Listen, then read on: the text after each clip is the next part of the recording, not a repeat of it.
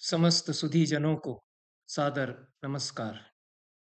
धर्म के इतिहास के अध्येता यह बताया करते हैं कि सूर्य पूजा का जो धर्म है वह धर्म के विश्व के सभी धर्मों में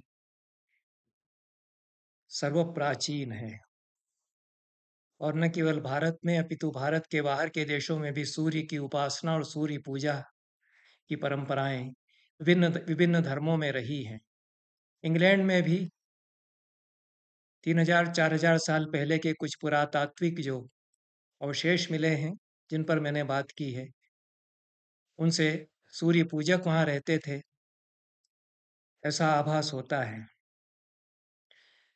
मिस्र देश में, अन्य देशों में भी सूर्य पूजा, सूर्य उपासना की परंपराएं, प्राचीन परंपराएं रही हैं। भारत में भी सौर संप्रदाय, सूर्य पूजकों का संप्रदाय रहा है। सूर्य ही विष्णु के रूप में पूजित होने लगते हैं। ऋग्वेद में विष्णु के जो 3 चरणों का वर्णन है वह प्रातःकालीन, मध्याह्नकालीन और अस्तंगामी सूर्य के रूप में 3 क्रमणों का विष्णु के वर्णन, विष्णु के 3 क्रमणों का, पदक्षेपों का वर्णन ऋग्वेद के मंत्र दृष्टा ऋषियों ने किया है। सूर्य को जगत की आत्मा वे मानते रहे हैं। फिर परम तत्व के रूप में भी सूर्य का वर्णन, क्योंकि वह हमारे विश्व का केंद्र है। हमारा जितना ब्रह्मांड है उसमें केंद्र हमारे ब्रह्मांड का हमारा सूर्य है। इस दृष्टि से सूर्य पूजा, सूर्य उपासना का प्रचलन अत्यंत प्राचीन काल से भारत में भी रहा है और महाभारत में वन पर्व में सूर्य उपासना और सूर्य पूजा कितनी प्राचीन काल से रही है, इसका निदर्शन एक प्रसंग से मिलता है। वन पर्व में प्रसंग यह है कि दूसरी बार द्यूत में हार जाने के पश्चात 12 वर्ष का वनवास और 1 वर्ष का छद्मवास स्वीकार करके पांडव जब चल देते हैं तो हस्तिनापुर के नगरवासी उनके पीछे पीछे चलने लगते हैं। ब्राह्मण, वेद पाठी ब्राह्मण युधिष्ठिर के पीछे पीछे चलने लगते हैं, उनके साथ आ जाते हैं। युधिष्ठिर समझा बुझा करके अपने शुभ चिंतक नगरवासियों को लौटाते हैं। इसमें उनकी सूझबूझ और रणनीति भी है, उस पर मैं आगे कभी चर्चा करूंगा। फिर भी अनेक ब्राह्मण हैं जो हस्तिनापुर लौटना नहीं चाहते और वे तो कहते हैं कि हम तो आप ही के साथ रहेंगे। युधिष्ठिर कहते हैं कि हम लोग निस्सत्व हैं, हम लोगों के पास अब साधन ऐसा नहीं है कि आप सबका भरण पोषण कर सकें, तो आप लौट जाइए नगर में जहाँ अधिक सुविधाएं हैं, ऐश्वर्य संपन्न लोग हैं, वहाँ रहना आपके लिए उचित होगा। ब्राह्मण लोग सब कहते हैं कि हम स्वयं वन से काष्ठ ला करके, वनोपज ला करके आपके लिए प्रस्तुत कर देंगे, पर हमें लौटाइए नहीं। उनका सब ऐसा आग्रह, अनुरोध, स्नेह देखकर युधिष्ठिर विवश हो जाते हैं, पर वे विचार में पड़ जाते हैं कि कैसे मैं इतने सहस्त्रों ब्राह्मणों का भोजन करूंगा, भोजन की व्यवस्था करूंगा। और इस उधेड़बुन में उनको शौनक ऋषि पहले उपदेश देते हैं कि तुम तपस्या करो, और फिर धौम्य ऋषि उनको सूर्योपासना का उपदेश देते हैं। यह प्रसंग महाभारत के जितने संस्करण मेरे देखने में आए हैं उनमें तीनों में पूना पूना से प्रकाशित समीक्षित पाठ संस्करण तथा गीता प्रेस गोरखपुर संस्करण तथा दक्षिण से प्रकाशित दाक्षिणात्य संस्करण या कुंभकोणम संस्करण, सभी में तीसरे अध्याय में विशेष रूप से यह प्रसंग आता है। पूना संस्करण में तीसरे और चौथे अध्यायों में यह प्रसंग है, पर बहुत संक्षेप में है, श्लोक संख्या बहुत कम है। तीसरा और चौथा अध्याय मिला करके भी गीता प्रेस गोरखपुर और कुंभकोणम के संस्करण में जो तीसरा अध्याय है उससे 1/3 से भी कम श्लोक संख्या है। और ऐसा प्रतीत होता है कि सौर संप्रदाय के अनुयायियों ने मूल महाभारत में फिर सूर्योपासना का विस्तार से प्रतिपादन कुछ जोड़ा है सूर्य महात्म्य की वृद्धि के लिए। इस प्रसंग का उपब्रह्मण या पल्लवन उन्होंने किया है। एक दृष्टि से इसको प्रक्षिप्तांश भी कह सकते हैं, जो गीता प्रेस गोरखपुर में और कुंभकोणम संस्करण में लगभग 60 या 60 से अधिक श्लोक इस प्रसंग के प्राप्त होते हैं। दूसरी दृष्टि से वो बहुत महत्वपूर्ण है, क्योंकि सौर संप्रदाय का इतिहास जानने के लिए, सूर्योपासना की पद्धति जानने के लिए और किस प्रकार से सूर्य की नामावली का पाठ किया जाता था, इसको जानने के लिए यह प्रसंग अत्यंत ही प्राचीन दस्तावेज हमारे सामने है। धौम्य ऋषि के अपने पुरोहित के उपदेश से युधिष्ठिर सूर्य की आराधना करते हैं और तपस्या भी करते हैं।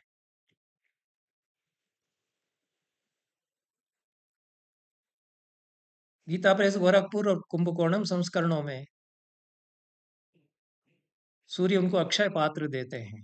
पूना संस्करण में जो प्रसंग है उसमें सूर्य प्रकट तो होते हैं और तुम्हारे लिए 14 वर्ष तक कभी अन्न का अभाव नहीं होगा, ऐसा वह कह देते हैं। ऐसा कहकर के वे अंतर्धान हो जाते हैं। पर कोई अक्षय पात्र उन्होंने प्रदान किया, ऐसा उल्लेख समीक्षित पाठ संस्करण में किसी श्लोक में मुझे नहीं मिला। अन्न की प्रचुरता बनी रहेगी। द्रौपदी जब तक खिलाती रहेगी ब्राह्मणों को, परिवार को, तब तक अन्न की कमी नहीं होगी, ऐसा सूर्य उनको वरदान देते हैं।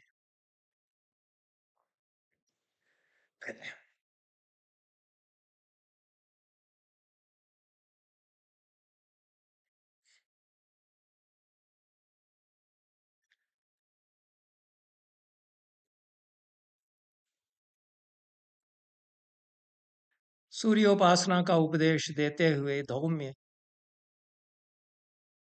युधिष्ठिर को सूर्य महात्म समझाते हैं। गीता प्रेस गोरखपुर में, गीता प्रेस गोरखपुर के संस्करण में धौम्य ऋषि ही 108 नाम युधिष्ठिर को बताते हैं। वे नाम यहीं पर, इसी प्रसंग में यहीं पर बता दिए गए हैं। पुणे संस्करण और कुंभकोणम संस्करण में युधिष्ठिर जब उपासना करते हैं और फिर जन्मेजय पुनः पूछते हैं वैशंपायन से कि उन्होंने किस प्रकार से उपासना की, कैसे स्तव का पाठ किया, तब वैशंपायन 108 नाम सूर्य के उनको बता करके सूर्योपासना का यह स्तोत्र उपदिष्ट करते हैं। पाठांतर और श्लोक संख्या तथा श्लोक क्रम में अंतर होने पर भी तीनों संस्करणों में सूर्य महात्मा का यह पूरा प्रसंग है। और धौम्य कहते हैं कि भूख से जो प्राणी पीड़ित हो रहे हैं उनके लिए सविता, सविता स्वपिता यथा, सविता या सूर्य उनके पिता के समान हैं। वे उदित होते ही अपने तेज से रस को सोखते हुए वर्षा करते हैं। वही औषधियों को जन्म देता है, उसी से फसलें होती हैं। षड्रस वाली औषधियाँ, वनस्पतियाँ उन्हीं के कारण जन्म लेती हैं। नाथोयम सर्वभूतानां तस्मात् तं शरणं व्रज। सभी प्राणियों के लिए प्राण धारण कराने वाले सूर्य ही हैं। वे सब प्राणियों के नाथ हैं, उनकी शरण में जाओ। कुछ उदाहरण भी देते हैं कि वैन्य प्रथु ने, नहुष ने, कार्तिकेय ने सूर्य की आराधनाएं की। इससे पता चलता है कि सूर्य की आराधना की प्राचीन परंपरा थी और सहस्त्रबाहु उनके आराधकों में प्रसिद्ध हैं। सहस्त्रबाहु की बड़ी महिमा पुराणों में भी गाई गई है। सूर्य के मंदिर इसी प्रकार से मिलते हैं। गुजरात में कोणार्क में प्राचीन मंदिर मिलते हैं।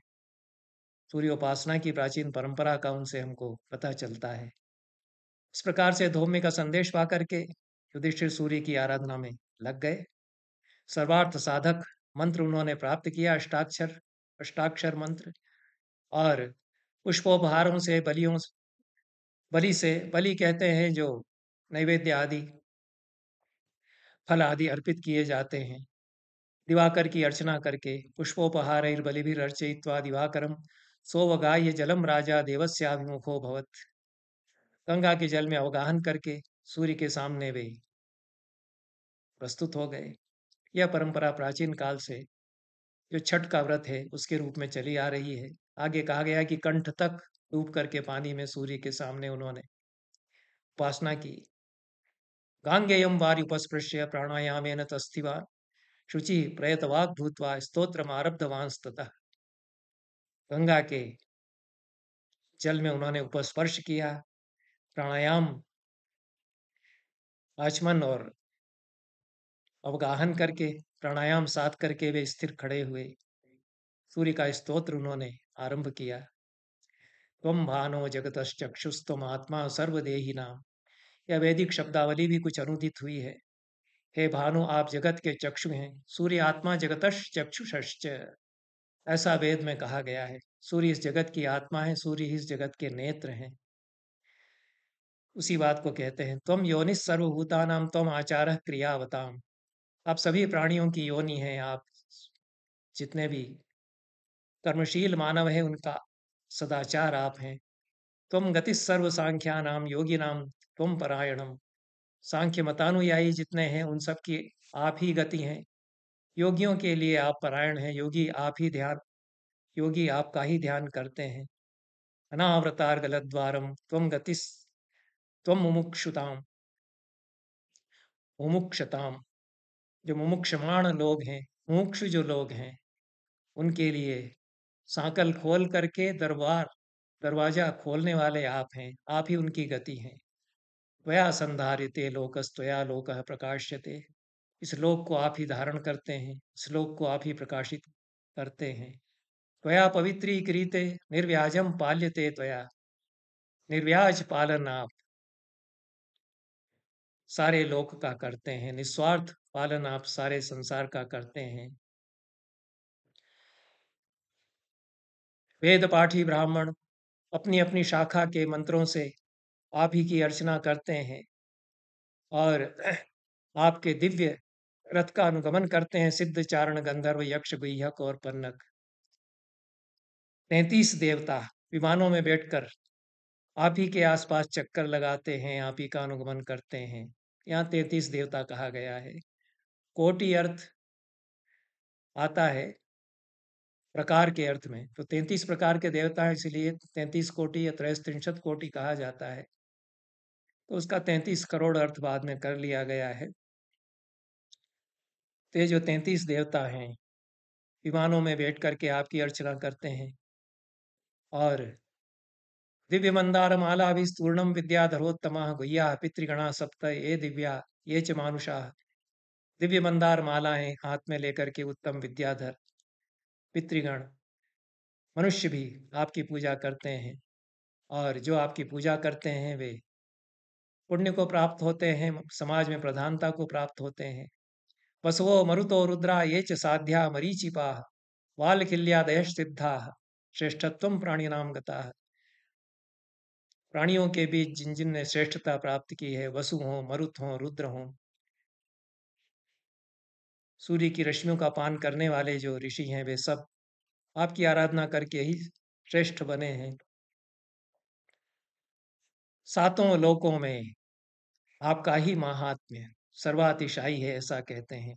संति चान्यानि सत्वानि वीर्यवन्ति महान्ति च न तो तेषां तथा दीप्ति प्रभावो वा यथा तव। और भी सत्व हैं और भी विभूतियां हैं परम तत्व की, परमात्मा की संसार में, पर आपकी जैसी दीप्ति और आपका जैसा प्रभाव है वैसा किसी का नहीं है। ज्योतिषि त्वयि सर्वाणि तुम सर्वज्योतिषाम पति। सारी ज्योतियां, सारे ग्रह नक्षत्र तारे आपसे हैं। आप सारे ग्रह नक्षत्र तारों के स्वामी हैं। त्वयि सत्वम च सर्वे भावाश्च सात्विका। आप में सत्व है, सत्व गुण है, और सत्व सार ओज बल आप में है। सारे सात्विक भाव आप में है। तो तेजसा कृतम चक्रम सुनाभम विश्वकर्मण। ये जो विश्व चक्र का वर्णन यहाँ किया गया है, और यही चक्र फिर कोणार्क में एक प्रतीक के रूप में वहाँ बनाया गया है। कोणार्क के मंदिर में, अन्य भी जो सूर्य के मंदिर हैं गुजरात में, अन्य स्थानों पर, उन पर मैंने अपने वक्तव्यों में चर्चा की है। और नाभि वाला, जिसमें एक बीच में नाभि है, केंद्र है, ऐसा आपके तेज से वह चक्र निर्मित है। विश्वकर्मा ने उसको बनाया है, और उसके द्वारा, उस चक्र के द्वारा देवताओं के अरियों का मद नष्ट हुआ। तो मादाय अंशुभिस्तेजो निदागे सर्वदेहिना सर्वौषधि रसानाम च पुनर्वर्षासु मुंचति। निदाग काल में, गर्मी में, सारी पृथ्वी का तेज आप सोखते हैं, और वर्षा के समय उसको फिर छोड़ देते हैं। सहस्त्र गुण मुसृष्टुम आदत्ते ही रसम रवि, ऐसा कालिदास ने कहा है।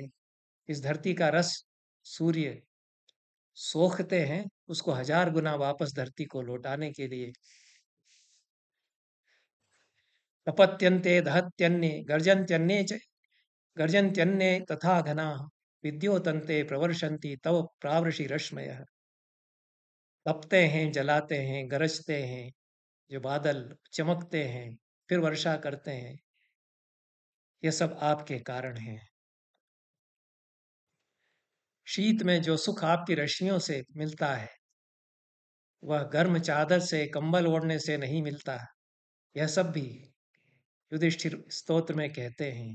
त्रयोदश द्वीपवतीम गोभिर भासे ऐसे मही, 13 द्वीपों वाली धरती को आप अपनी किरणों से आभासित, आलोकित करते हैं। तीनों लोकों के हित के लिए आप निरंतर प्रवृत्त रहते हैं। तब यद्युदयो न स्याद अंधम जगदिदम भवेत, आप यदि उदित न हो तो सारा संसार अंधा हो जाए। और फिर धर्म अर्थ काम में कैसे मनीषी जन प्रवृत्त हो सकें। इस प्रकार से स्तुति विस्तार से यह की गई है। पुणे संस्करण में स्वल्प ही श्लोक इसमें है। आपके कारण ही यज्ञ की क्रियाएं होती हैं, आपके कारण ही ब्राह्मण, क्षत्रिय और वैश्य अपने अपने कर्तव्य कर्म कर पाते हैं। ब्रह्मा का जो सहस्त्र युग पर्यंत, सहस्त्र युग व्यापी एक दिन है, उसके निर्माता आप ही हैं, क्योंकि काल के निर्माता आप हैं। काल आप से है, काल योनि आप हैं। तस्य त्वम आदिश्च तस्य त्वम आदिरंतश्च कालज्ञ ही परिकीर्तितः, उसके आदि और अंत आप हैं। कालज्ञ ऐसा बताते हैं। यह जो सहस्त्र युग सम्मित ब्रह्मा का एक दिन है, और यह मनमंत्र जो होते हैं, यह भी आपके कारण होते हैं। जो प्रलय होता है और जो सृष्टि फिर होती है, वह भी आपके कारण होते हैं। प्रलय में संवर्तक अग्नियां आपके कारण ही होती हैं। आप ही के क्रोध से प्रलयाग्नि बनती है, और आप ही के तेज से तरह तरह के बादल उपजते हैं। उन बादलों का यहाँ वर्णन किया है। 12 रूपों में आप प्रकट होते हैं, यह भी यहाँ पर कहा गया है। और आप ही को इंद्र, आप ही को रुद्र, आप ही को विष्णु, आप ही को प्रजापति कहते हैं। आप अग्नि हैं, आप मन हैं, आप प्रभु हैं, आप ही शाश्वत ब्रह्म हैं। आप हंस हैं, या हंस रूप में सूर्य का वर्णन किया गया है। आप ही वृषाकपि हैं। यह बहुत ही महत्वपूर्ण है, क्योंकि वृषाकपि सूक्त ऋग्वेद में आता है, और वृषाकपि और इंद्र का संवाद है। एक मत यह है कि वृषाकपि इंद्र का छोटा भाई है, और विष्णु वही है, क्योंकि विष्णु भी इंद्र के अनुज कहे गए हैं, उपेंद्र कहे गए हैं। और यही वृषाकपि सूर्य है। तो वृषाकपि, सूर्य और विष्णु, ये तीनों में इक्वेशन बनता है। एक ही देवता वस्तुतः ये हैं। और सूर्य ही वृषाकपि के रूप में वर्णित होते हैं ऋग्वेद में, सूर्य ही विष्णु के रूप में पुराणों में अवतरित होते हैं। और ऋग्वेद में भी सूर्य ही विष्णु के रूप में विष्णु सूक्तों में वर्णित होते हैं। आप ही मिहिर हैं, आप ही पूषा हैं, आप ही मित्र हैं, मार्तंड हैं, अर्क हैं, ये कुछ नाम। दिवाकर आपका नाम है, सप्त सप्ती आपका नाम है, यह युधिष्ठिर स्तवन में कहते हैं। और हरिताश्व भी अश्व जिनके रथ में जुतते हैं 7, ऐसे यह आपका नाम है। आप अनिर्विण्ण हैं, अनहंकारी हैं, आप अहंकार से रहित और निर्लिप्त हैं। और आगे कहा गया है कि सप्तम्या अथवा षष्ठ्या भक्त्या पूजाम करोति यः अनिर्विण्णो अनहंकारी तम लक्ष्मीर भजते नरम। सप्तमी या षष्ठी की तिथि के दिन आपकी जो पूजा करता है अहंकार त्याग करके, ऐसे व्यक्ति को लक्ष्मी प्राप्त होती है। यस, सौर पूजा का, सूर्य पूजा का और षष्ठी पूजा का जो प्राचीनतम निरूपण है छठ पूजा का, यह इसमें यहाँ पर प्राप्त होता है। और आपकी जो पूजा करते हैं उनको आधियाँ व्याधियाँ नहीं होती हैं, सब रोगों से वे मुक्त होते हैं, सब पापों से मुक्त होते हैं।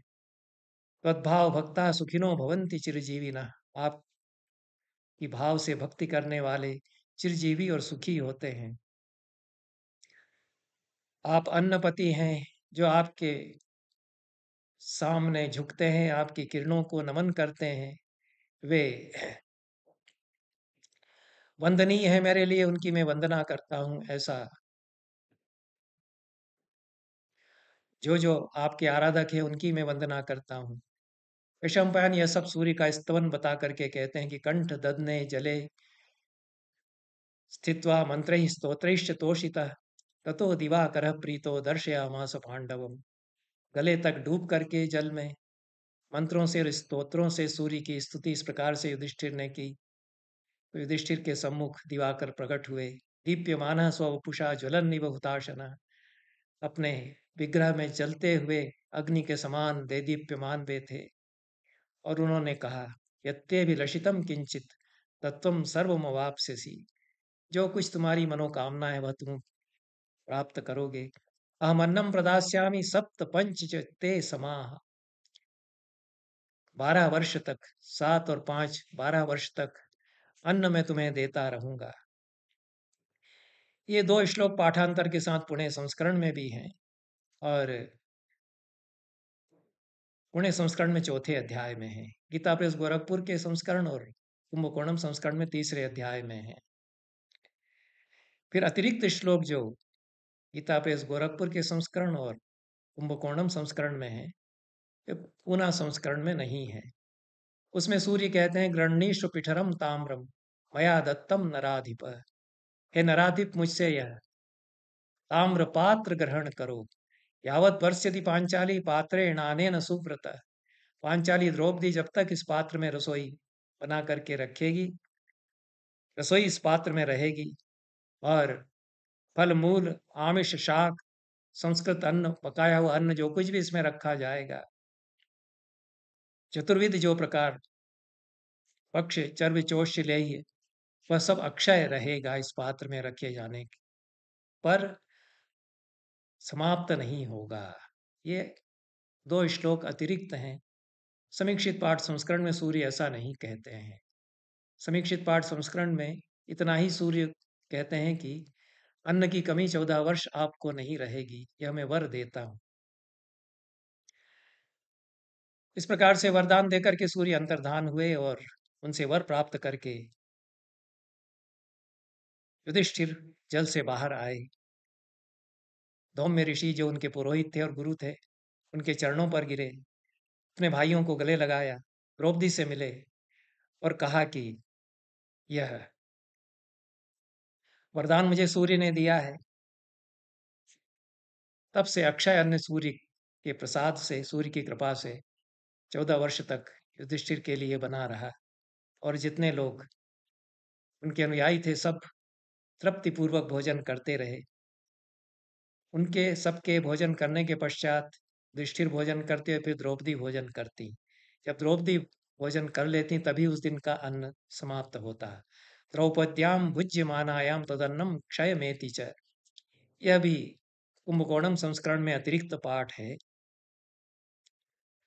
इस प्रकार का यह प्रसंग सूर्य से वर प्राप्त करके फिर काम्यक वन की ओर युधिष्ठिर, चारों भाई पांडव और द्रौपदी अपने अनुयायियों के साथ चले गए। इतना प्रसंग यह सूर्य उपासना का और उनसे वर प्राप्ति का तीनों संस्करणों में मिलता है। अक्षय पात्र प्रदान सूर्य ने किया, और सूर्य ने उनके हाथों में तांबे का एक बर्तन दे दिया कि इसमें भोजन रखो और इसमें पका करके रखो, तो वह समाप्त नहीं होगा। यह प्रसंग कदाचित बाद में जोड़ा गया है, यह समीक्षित पाठ में नहीं है। आगे भी इसका प्रसंग आता है, उस पर मैं चर्चा बाद में करूँगा। पर मेरी दृष्टि से इस पूरे प्रसंग का जो अभिप्राय है, मूल महाभारत के अनुसार, वह पांडवों की उद्यमशीलता को प्रकट करने का है। पांडव जहाँ भी जाते हैं अपने उद्योग से वे अन्न उपजा लेते हैं और भरण पोषण वे सबका कर सकते हैं, इतने समर्थ वे हैं। उनको जो आधा राज्य पहले दिया गया, वह वारणावत और इंद्रप्रस्थ में उनको दिया गया, जहाँ पर कि जंगल ही जंगल था। पांडवों ने उस जंगल को साफ करके नगर बसा लिया, खेती कराई और संपन्नता हो गई। बड़े राज्य के स्वामी युधिष्ठिर हो गए। यहाँ भी वन में भी जितना इस प्रसंग से समझा जा सकता है कि सूर्य की उपासना करने का आशय यही है कि सूर्य से कृषि बढ़ती है, इसी का वर्णन किया गया है। तो ये पूरी कृषि प्रधान संस्कृति है, इसमें जो सूर्य का महात्म्य है उसका यह पूरा प्रसंग प्रतिपादक है। और पांडव जहाँ भी जाते हैं वे अपने उद्यम से उपजा लेते हैं और उनके अनुयायियों को कमी नहीं रहती है। यह कुल मिलाकर के इस प्रसंग का सांकेतिक अर्थ है। अब सूर्य की नामावली जो धौम्य ने बताई गीता प्रेस गोरखपुर और कुंभकोणम संस्करण के अनुसार 108 नाम उन्होंने बताए, उनसे स्तवन भी किया युधिष्ठिर ने सूर्य का। इस पर मैं आगे चर्चा करूंगा। सभी को बहुत बहुत धन्यवाद। नमस्कार।